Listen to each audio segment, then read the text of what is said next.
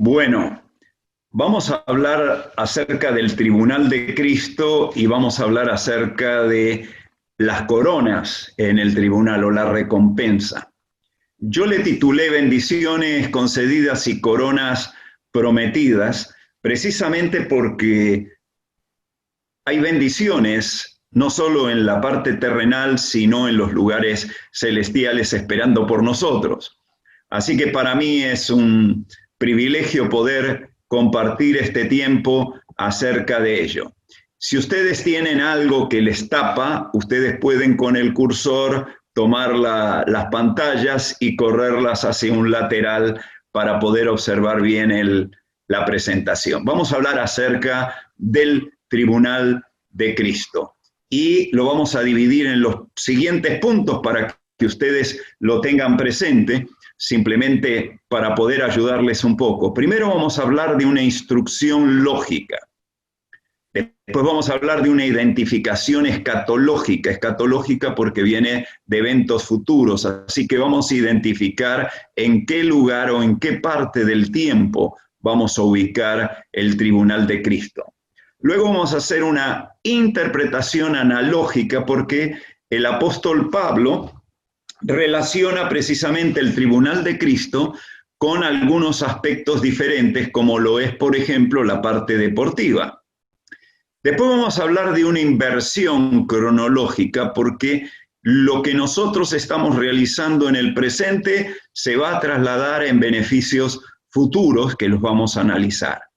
Y una incentivación categórica, porque precisamente eso que recibimos tiene un valor muy especial para el Señor y vamos a ver en qué consiste ese tiempo. Lo primero que vamos a hablar es del Tribunal de Cristo y la instrucción lógica, como dijimos. Trataremos de instruir acerca de qué significa el Tribunal de Cristo.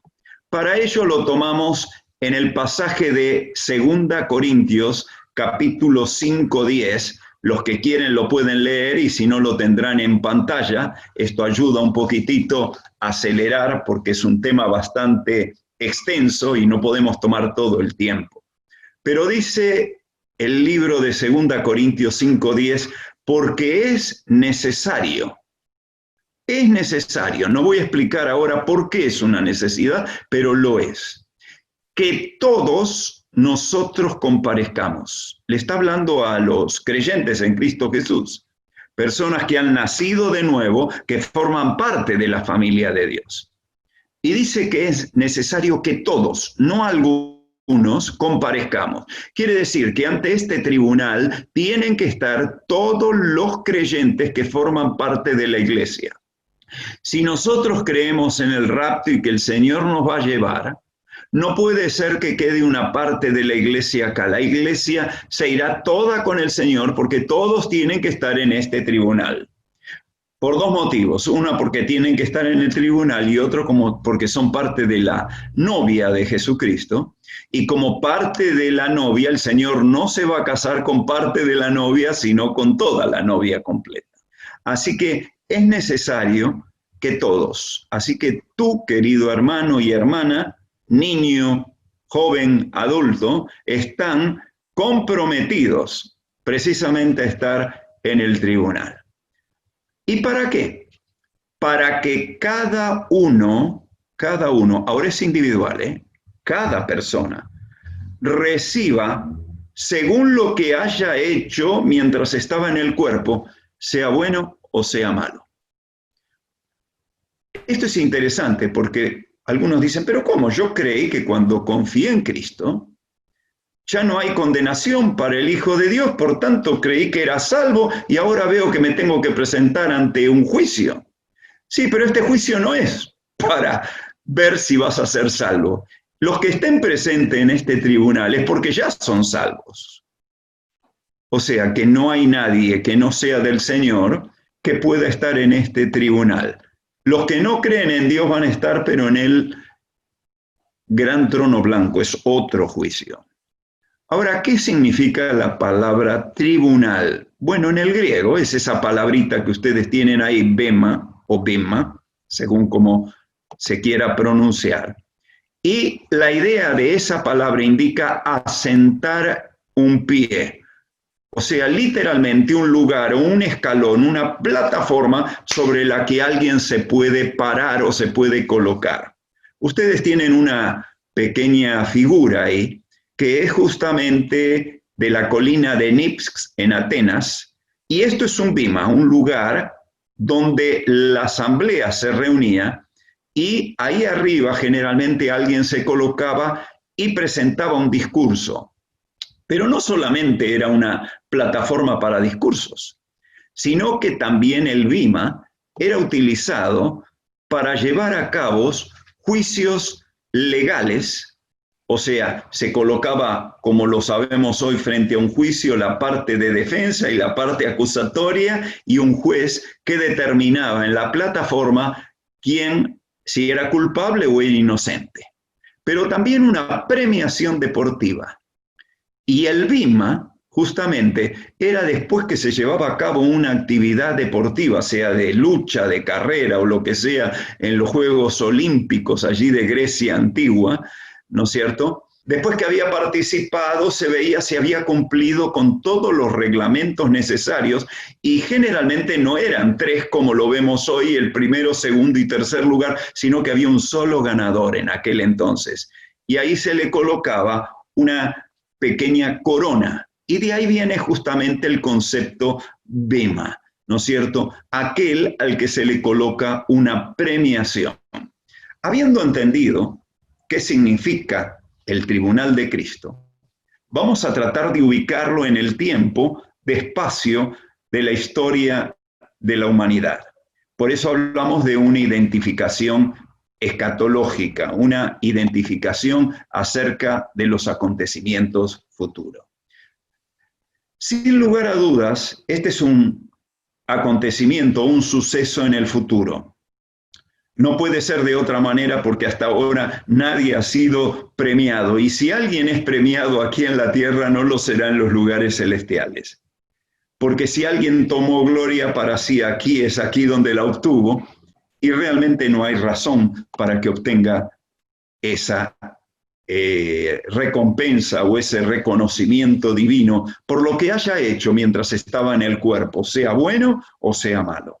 Ahora la pregunta es ¿cuándo? ¿Cuándo va a ser esto? Bueno, en primer lugar, para poder entender la ubicación, tenemos que ir a un libro que es el libro de Apocalipsis. El libro de Apocalipsis tiene un bosquejo de cómo está compuesto el libro.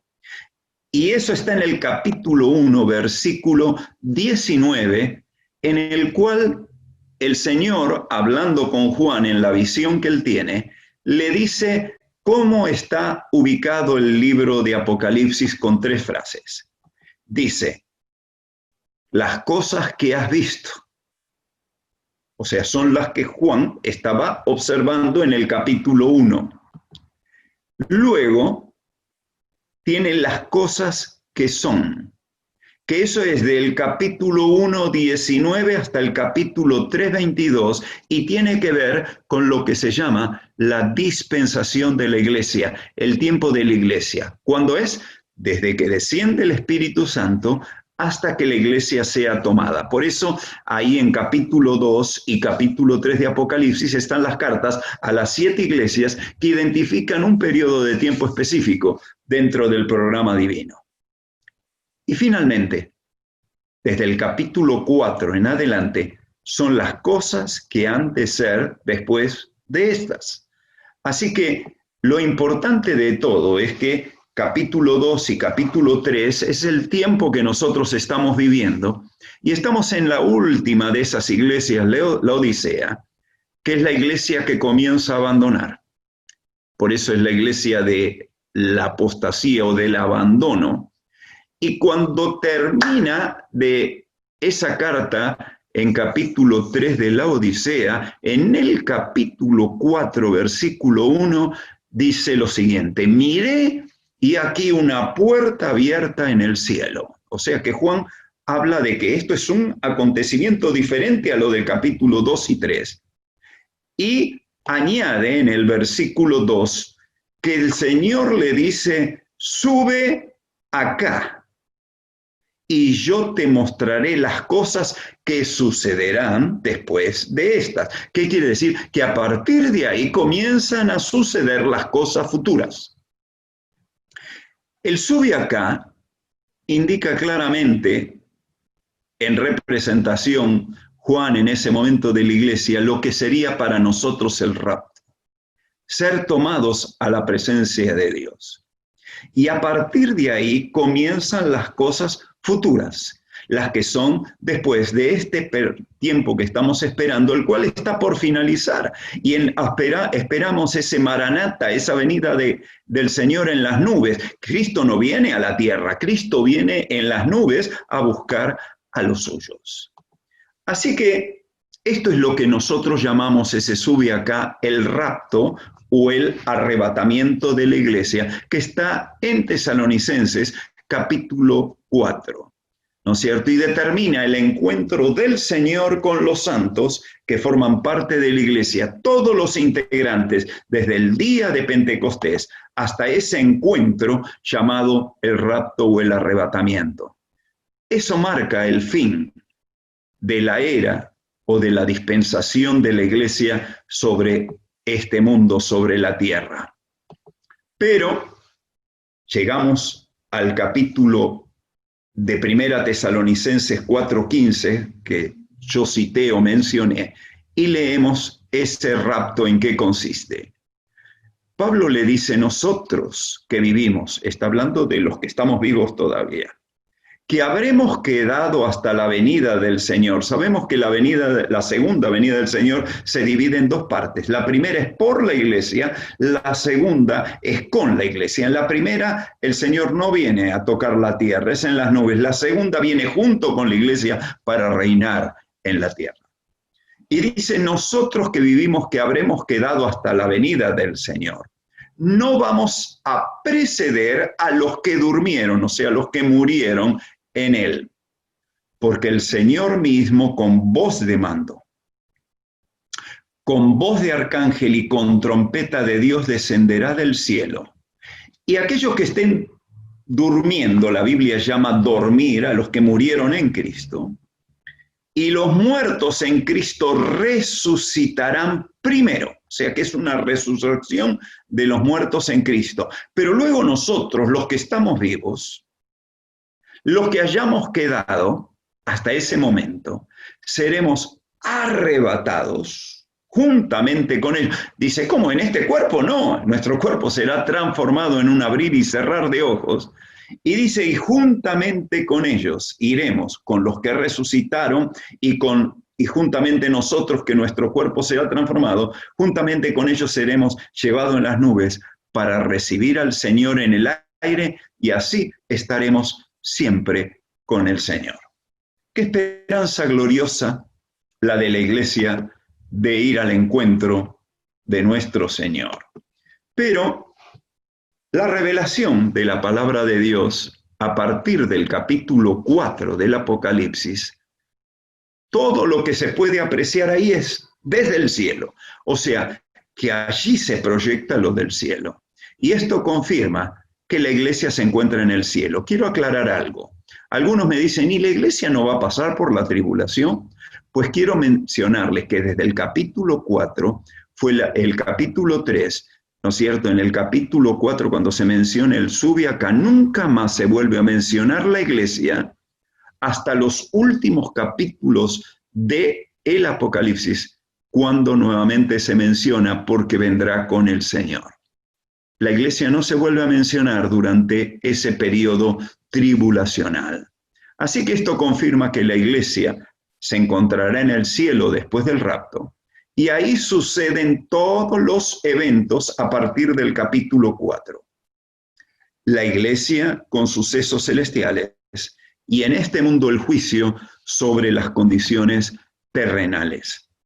Por eso Juan dijo, y al instante, en un abrir y cerrar de ojos, yo estaba en el Espíritu, y aquí un trono, ¿dónde? Establecido en el cielo. Y en el trono había uno sentado. Así que lo primero que Juan ve cuando sube allí a la presencia, es que un trono establecido en el cielo. Esto es lo que se llama el tribunal de Cristo. El Señor había anunciado anticipadamente lo siguiente como esperanza a los que iban a formar parte de la iglesia. En la casa de mi Padre hay muchas moradas. Si no fuera así, yo se lo hubiera dicho, por tanto voy a preparar un lugar para ustedes. Y como voy a preparar un lugar para ustedes, vendré otra vez y los recibiré para mí mismo. O sea, que él iba a ascender, iba a preparar el lugar y vendría a buscar a los suyos, para que donde yo estoy, ustedes también estén. Esta es una promesa dada por el Señor. Miremos aquí rápidamente una presentación de la línea de tiempo, ¿no es cierto? Y lógicamente vamos a ir al punto número 1. Sabemos que ahí fue donde Cristo nació, vino a este mundo, bajo la dispensación de la ley. La iglesia todavía no existía, era un misterio. Y en el capítulo 2 sabemos que Cristo fue crucificado. Posteriormente el Señor resucita, está 40 días sobre este mundo y luego asciende a los cielos, lo que se llama la ascensión. Y él dijo, es necesario que yo me vaya para que venga el Espíritu Santo. Así que el día de Pentecostés, el Espíritu Santo viene a morar en los creyentes. Alguien podría decir, pero ¿cómo? Entonces, ¿el Espíritu Santo no estuvo durante todo el tiempo del Antiguo Testamento? ¿No va a estar después del rapto? Sí, el Espíritu Santo está. Pero el Espíritu Santo cumple una función específica que no ha sucedido y no sucederá hasta que solo sucedió con la iglesia, que se llama la morada permanente en el Hijo de Dios. Porque el Señor dijo que es necesario que yo me vaya y que venga el Consolador, el cual vendrá, os enseñará todas las cosas y morará en vosotros. Así que ahí tenemos el periodo de la iglesia. Ustedes lo tienen identificado en el punto 5 ahí, que es lo que hemos estado hablando de capítulo 2 y 3 del Apocalipsis. ¿Con qué termina esto? Con el rapto de la iglesia en las nubes, el encuentro con el Señor, el arrebatamiento. Así que ahora tenemos lo que se llama en la tierra el periodo de tribulación, pero la iglesia, ¿dónde está? Está en los lugares celestiales. Y entonces aquí es donde sucede el tribunal de Cristo y las bodas del Cordero. Y cuando termina el periodo de tribulación de 7 años sobre la tierra, el Señor, junto con su iglesia, desciende para establecer el reino milenial en la tierra, el reino de 1000 años sobre este mundo, y así después, entonces, dar lugar a lo que se conocerá como la eternidad futura, aunque no hay eternidad pasada y futura, porque el Señor se mueve en la eternidad, pero para nosotros lo que será la permanencia eterna en su presencia. Una vez que estamos ubicados donde la iglesia va a ubicarse, vamos a leer en el libro de Apocalipsis, capítulo 4, versículo 9 al 11, yo se los voy a leer, y dice lo siguiente, y es muy importante que notemos este pasaje.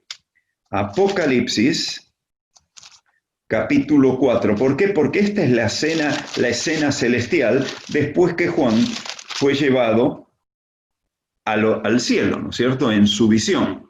Y dice la Escritura, y siempre que aquellos seres vivientes observen el trono, y dice, y siempre que aquellos seres vivientes dan gloria y honra, acción de gracias al que está sentado en el trono, al que vive por los siglos de los siglos, los 24 ancianos, observen, los 24 ancianos se postran delante del que está sentado en el trono. Hay 24 ancianos que se postran frente al que está en el trono y adoran al que vive por los siglos de los siglos. Y fíjense, y echan sus coronas delante del trono. O sea, que en algún momento le fueron dadas las coronas, y ellos toman sus coronas y las colocan a los pies del Señor, diciendo, ¿quiénes serán estos 24 ancianos?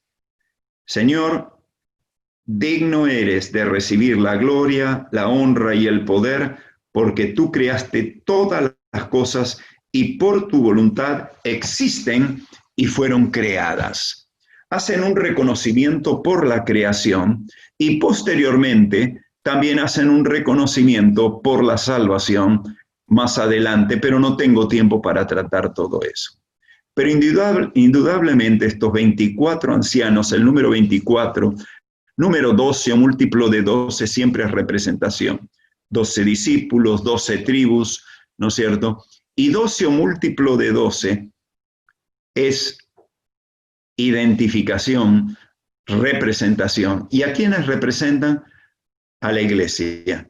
Y ellos adoran por los siglos de los siglos y echan sus coronas delante del trono. Además dice que las coronas indican reinado y a nosotros el Señor nos ha establecido como reyes y como sacerdotes. Así que, ¿por qué echan sus coronas a los pies de Cristo? ¿Por qué colocan sus coronas? Sin lugar a dudas, porque le pertenecen ¿a quién? Le pertenecen al Señor. Voy a decir, ¿pero cómo? Entonces yo voy a ir al cielo, voy a ganar una corona y resulta que la voy a poner a los pies de Cristo. Sí. Porque no es por lo que tú hiciste, sino por lo que permitiste que el Señor hiciera a través de tu vida. La corona que lucirá Cristo cuando venga en gloria. Apocalipsis 19:12 dice que el que montaba el caballo blanco traía una corona. Significa muchas diademas. ¿Qué quiere decir? Él trae la corona de la diadema de diademas. O sea, la corona que luce es la corona de todas las coronas de aquellos, sus hijos, que sirvieron al Señor, le honraron y que fueron instrumentos para su gloria. Una corona compuesta de muchas coronas de sus propios hijos. Realmente nosotros tenemos una cabeza y después vamos a ver las coronas al respecto. Pero vamos a hacer una interpretación analógica, vamos a hacer la analogía. ¿Con qué está comparado esto? Dice 2 Corintios 5:10, porque es necesario que todos nosotros comparezcamos ante el tribunal de Cristo, y ahora yo enfatizo con otro color la importancia. Según lo que haya hecho mientras estaba en el cuerpo, sea bueno o sea malo. Parece que Dios va a tomar cada acción hecha sobre este mundo y la va a probar. Tanto lo bueno como lo malo. Y tú me dices, uy, entonces va a dar a conocer qué es lo que hice bien y lo que hice mal. No será necesario pasar por cada uno de los detalles. Simplemente será una prueba de los ojos de Él suficiente, que son como llama de fuego, para poder ver lo que fue positivo, que fue negativo. La vida cristiana es una analogía del deportista. Pablo lo utiliza en muchas ocasiones, porque en los Juegos Olímpicos antiguos había varias competencias y estaban limitadas a los hombres, pero un solo ganador era coronado en aquella ocasión y lo que se le colocaba no era, el premio era una corona de hojas de laurel en aquel entonces, ¿no es cierto? Ahora se le ponen de hojas de olivo. Eso fue lo que sucedió en los Juegos recientes de Grecia, se le ponía una corona de olivos. Así que es como un deportista. ¿Qué es lo que hace un deportista? Un deportista tiene constancia, un deportista tiene disciplina, un deportista se esfuerza por hacerlo mejor, un deportista hace todo lo posible para pelear y no como quien pelea en vano sin golpear nada. Es como el que corre y no como a lo loco, a la aventura, sino que tiene una meta y Pablo dice, yo quiero llegar a esa meta. Es una analogía. estás en una carrera, estás en un servicio, estás para hacer la obra del Señor y mi pregunta es, ¿estás siendo disciplinado o disciplinada? ¿Estás corriendo con todas tus fuerzas? ¿Estás procurando llegar a esa meta con un servicio? Tú me dices, más o menos. Pues espero que esto te anime. Porque lo que tú hagas así es una inversión cronológica. Cronológica es algo que va a tener repercusión en el futuro.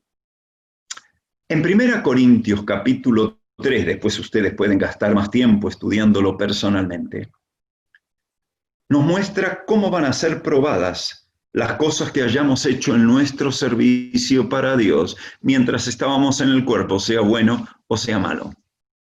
Mira lo que dice.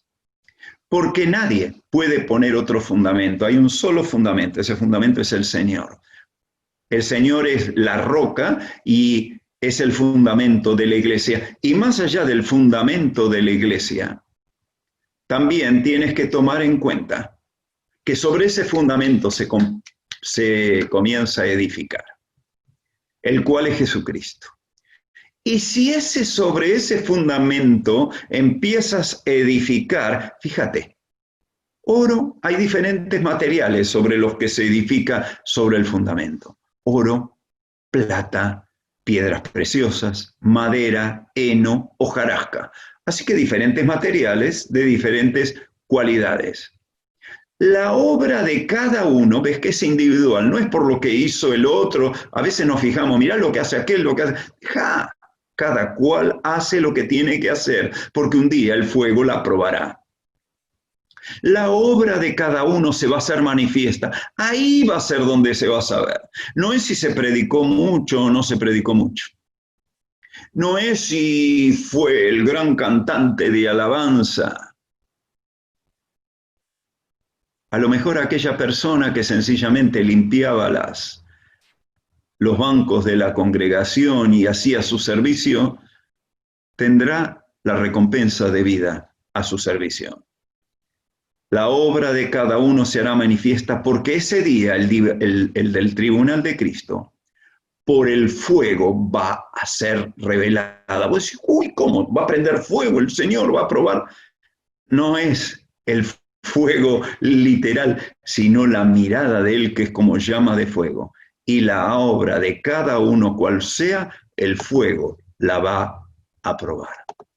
En el versículo 14 y 15, nos indica entonces que tenemos que ser cuidadosos en cuanto al plan divino de nuestro servicio. Porque dice las obras que Él preparó de antemano, ni siquiera las obras fueron preparadas por nosotros, simplemente somos instrumentos que en dependencia del Espíritu y a través del Espíritu que dio sus dones, ¿quién los dio? El Señor Jesucristo, los dones para edificación de la iglesia, y nosotros hemos dispuesto nuestras vidas utilizando los dones para que Él sea honrado, porque Él planeó las obras. Él nos capacitó para hacer las obras, por eso le pertenece a Él la gloria.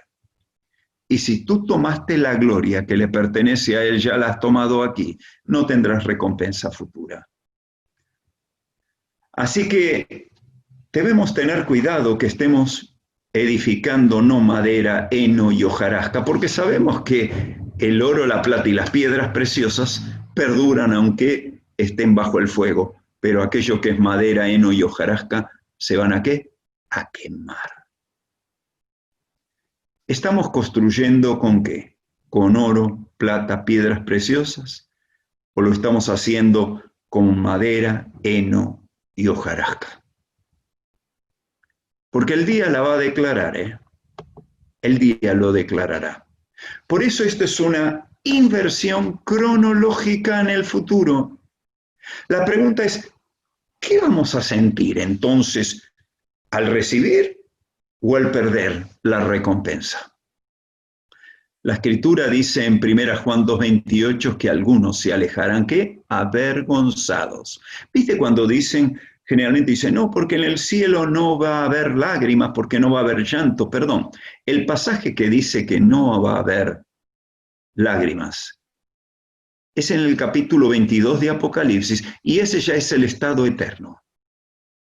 Yo creo que aquí sí va a haber lágrimas, porque algunos se van a avergonzar de no haber hecho absolutamente nada para su Señor. Qué triste sería. Y dice también que van a sufrir pérdida.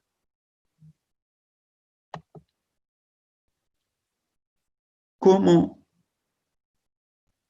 se siente o cómo se ha sentido hasta ahora el Señor Jesucristo de cómo tú y como yo hemos vivido para Él? Él se ha regocijado, se ha sentido honrado, ha tomado la gloria, o lo que tú has hecho lo has tomado para ti mismo. Qué triste, ¿no? Que lleguemos al tribunal esperando recibir mucho y nuestra carretilla que teníamos preparada para cargar las coronas no tenga nada y nos tengamos que alejar avergonzados. Cada acción de nuestras vidas tendrá consecuencias presentes, pero también consecuencias eternas.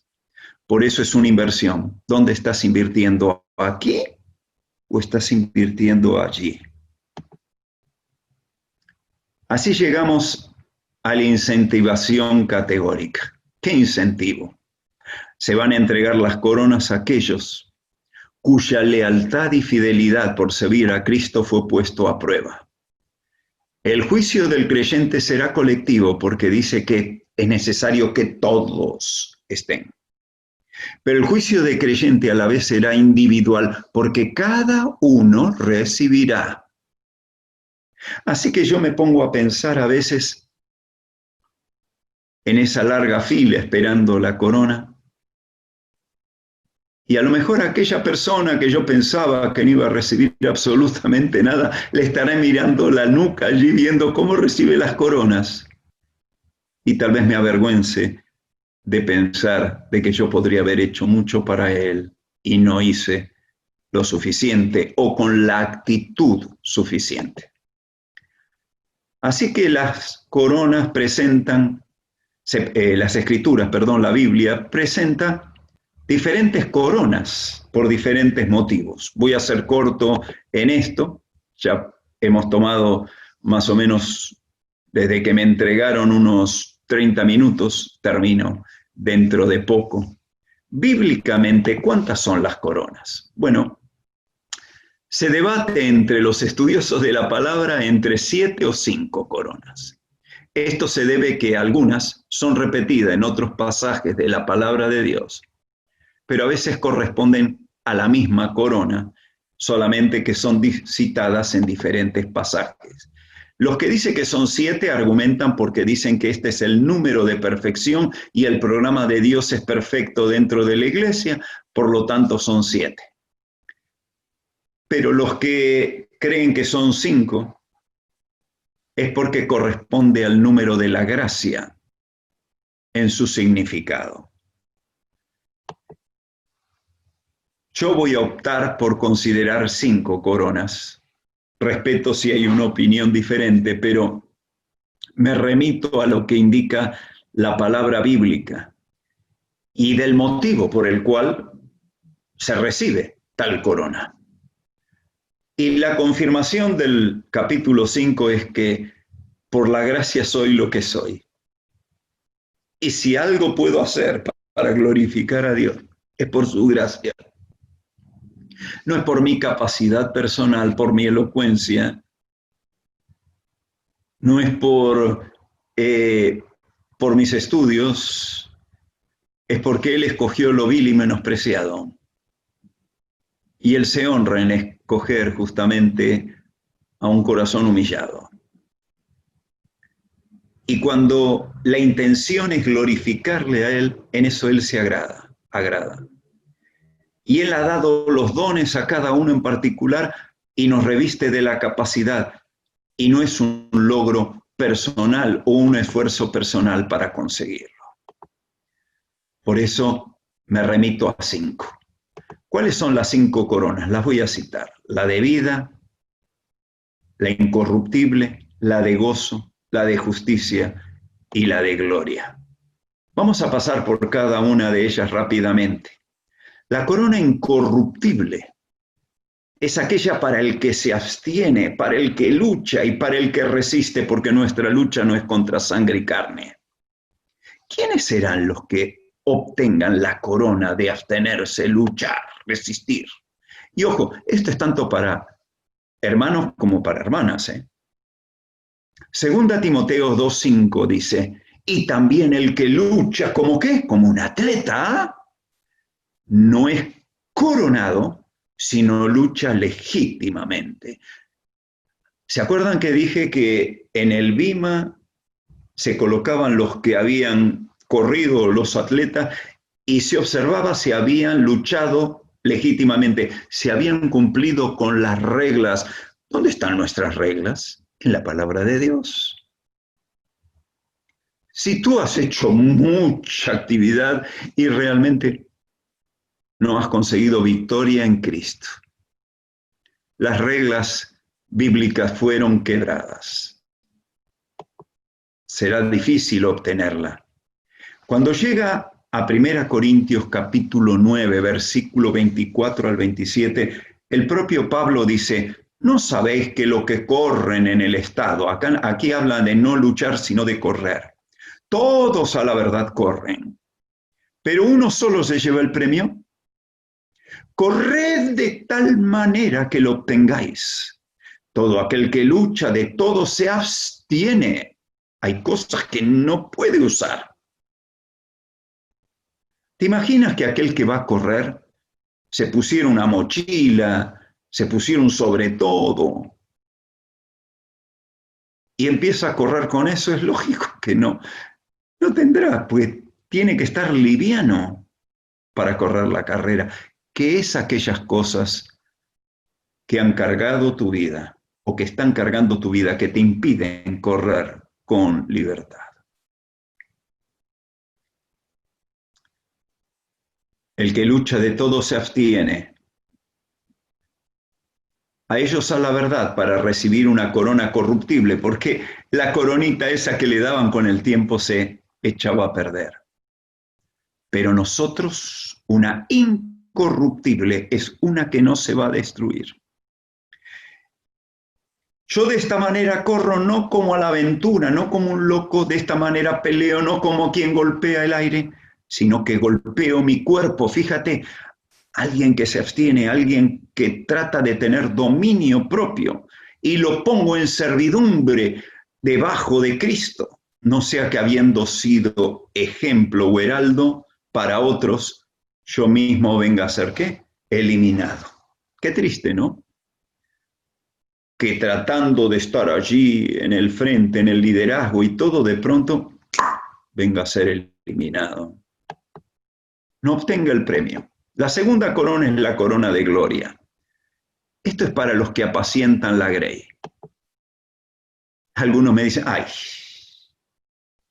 yo soy una hermana en Cristo. Bueno, esa es para los pastores. Y algún muchacho dice, no, dice, lo único que yo sé hacer es cantar. Estamos equivocados, hermanos y hermanas, porque hemos sido colocados para apacentar la grey. Acá no es la posición de un pastorado, es la función de pastorear, de gastar tiempo en la vida de otras personas, ayudándole a crecer en los caminos del Señor. Por eso, Pedro, en su primera epístola, capítulo 5, versículo 2 al 4, él dice, apacentad la grey de Dios que está entre vosotros, cuidando de ella no por fuerza, sino voluntariamente, no por una ganancia deshonesta para obtener dinero, sino con ánimo pronto, no como teniendo señorío y control sobre la grey, yo soy la autoridad sobre los que están a vuestro cuidado, sino siendo ejemplos de la grey. Qué bravo, ¿no? El Señor, en aquella ocasión, Él tomó la toalla y lavó los pies de los discípulos.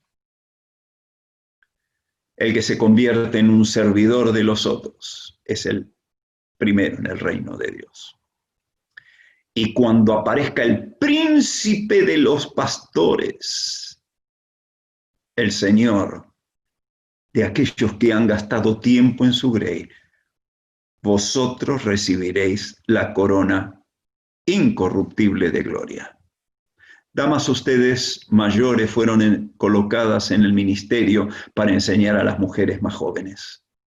Mujeres más jóvenes, ustedes han sido colocadas en el ministerio también para enseñar a otras jóvenes y también para enseñar a niños. Eso es pastorear la grey. Gastar tiempo en la vida de aquellos hermanos que están necesitados. Y hombres, aquellos que están en liderazgo, no estamos para figurar. Estamos para ser de bendición en la vida de otros. Y qué triste aquellos que quieren enseñorearse y gobernar por autoridad y no con dependencia en el espíritu, para reconocer que si Dios nos ha llamado a ser autoridades, es por su gracia, no para ocupar un puesto de posición de autoridad, sino de servicio en beneficio de los hermanos. La corona de vida. Esta es para los que soportan las pruebas. En Santiago capítulo 1, versículo 12, Santiago dice, bienaventurado, súper feliz el varón que soporta la tentación, que se somete, o sea, que está dispuesto a soportar la tentación. Porque cuando haya resistido la prueba, recibirá la corona de vida. Es interesante, ¿no? Porque la tentación te quiere incitar al mal. Ahí dice, huid de la tentación. Pero cuando Dios dice que coloca pruebas, es para que nosotros nos coloquemos y soportemos la prueba. A veces la tentación puede ser una prueba.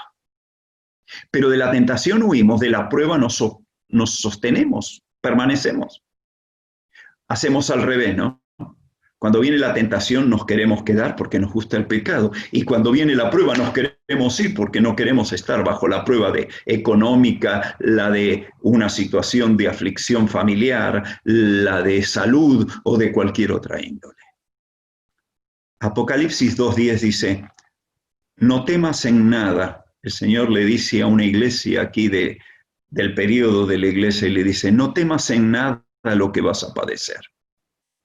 Hay padecimientos que padecen los hijos de Dios. He aquí que el diablo echará a alguno de vosotros en la cárcel, para que seáis, ¿qué? Probados. Y tendréis tribulación por 10 días. Está hablando de un periodo de tribulación corto. Sé fiel hasta la muerte y yo te daré la corona de vida. Hay hermanos que padecen de diferentes formas o maneras. A veces padecen por los de afuera y otras veces padecen por los de adentro. Soporta. Porque una corona de vida te está esperando, amado y amada hermana.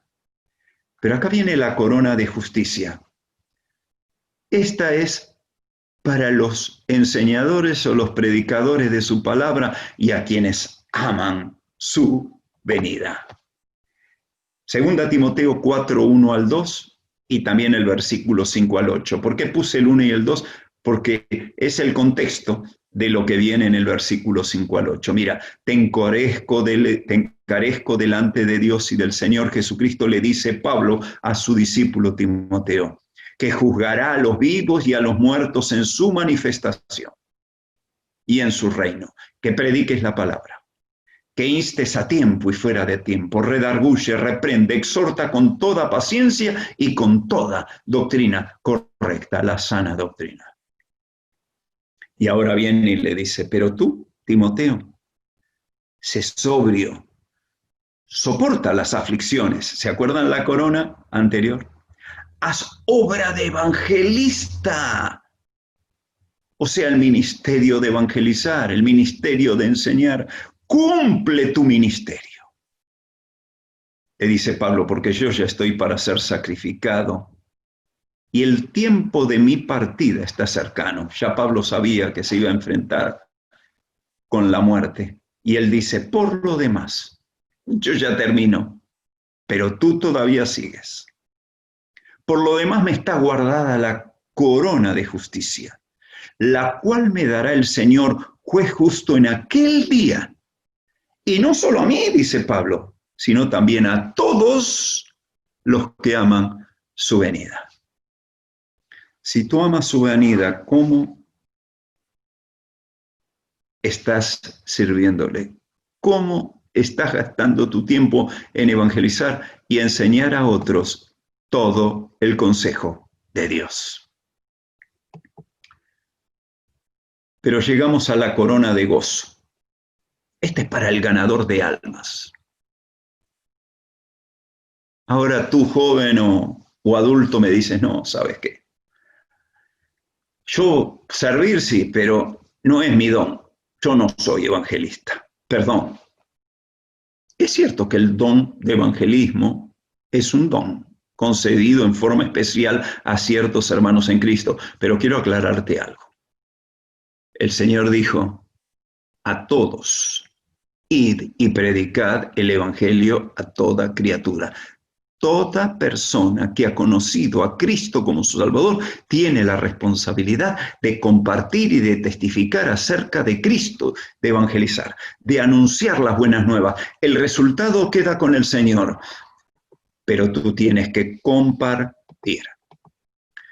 En 1 Tesalonicenses capítulo 2, 19 al 20, Pablo le está hablando a los tesalonicenses y le dice a ellos, porque fue una ciudad en la cual llegó, predicó y muchos llegaron a conocer a Cristo. Mira lo que le dice en su carta. Porque ¿cuál es nuestra esperanza? O mi esperanza, diría Pablo. O gozo, o corona de la cual me pueda gloriar. No lo sois vosotros. O sea, diciendo, ustedes son fruto de mi ministerio, ustedes son el gozo y la corona. Que vosotros sois nuestra gloria y nuestro gozo, ganados a Cristo. Te hago una pregunta, ¿cuándo fue la última vez que le predicaste a alguien de Cristo? ¿Cuánto oras por aquellos que no conocen al Señor? ¿Dónde están tus compañeros de trabajo, de estudio? ¿Tus propios familiares? ¿Les has hablado de Cristo? Más, un poquito más profundo. ¿Tenés algún nombre que si yo te pregunto podrías decir, conoció a Cristo por que yo le presenté el mensaje? No estoy diciendo se convirtió por mí. Estoy diciendo, aquel a quien tú le predicaste llegó a conocer a Cristo por ti. Sabes que la iglesia no son edificios, la iglesia son personas. Y qué lindo será un día cuando estemos frente al Señor que alguien venga y te abrace y te diga, gracias eternamente por haberme hablado del Señor, y que no tengas el remordimiento de no ver a algunos que estuvieron tan cerca tuyo y de quien tú nunca les has hablado. Filipenses 4:1 dice, así, filipenses también habían llegado a conocer a Cristo por medio de Pablo. Así que, hermanos míos y amados y deseados, gozo y corona mía, estad así firmes en el amado. Ellos también eran, los filipenses, gozo de ellos. Pero, ¿sabes? Termino ya la presentación. Si la obra de alguno se quemare, sufrirá pérdida, si bien él mismo será salvo, aunque así como por fuego. Te das cuenta que tu salvación aquí no está en juego. Lo que se quema son las obras, no tu alma. La pregunta es, ¿llevarás tu corona a los pies de Cristo? El Señor dice, aquí yo vengo pronto, retén lo que tienes para que ninguno robe tu corona o tome tu corona. La pregunta es, si Él viniera hoy, ¿Estás listo para ir al encuentro y dispuesto para recibir las coronas que hemos mencionado, las cuales serán tomadas y serán puestos a los pies de nuestro amado Salvador? ¿Cuántas bendiciones concedidas en tu vida por parte de Él? ¿Cuántos dones Él ha depositado? Por lo menos un don tú tienes. ¿Lo estás utilizando para su gloria? Bendiciones concedidas y bendiciones prometidas para su gloria. Espero realmente que este mensaje sea de gran bendición a tu vida, que sea un desafío, porque debemos redimir el tiempo, administrar bien el tiempo, porque los días son malos y estamos sobre el final. Me gustaría que todos pudiéramos decir, sí, Señor, ven ya, deseo, amo tu venida, y no estar pensando, qué lástima. Si el Señor viene hoy, no tendré mucho para presentar a sus pies. Que el Señor les bendiga y que su palabra siga siendo un desafío para la honra, para la gloria y para la honra de aquel que viene muy pronto. El Señor les bendiga, amados hermanos.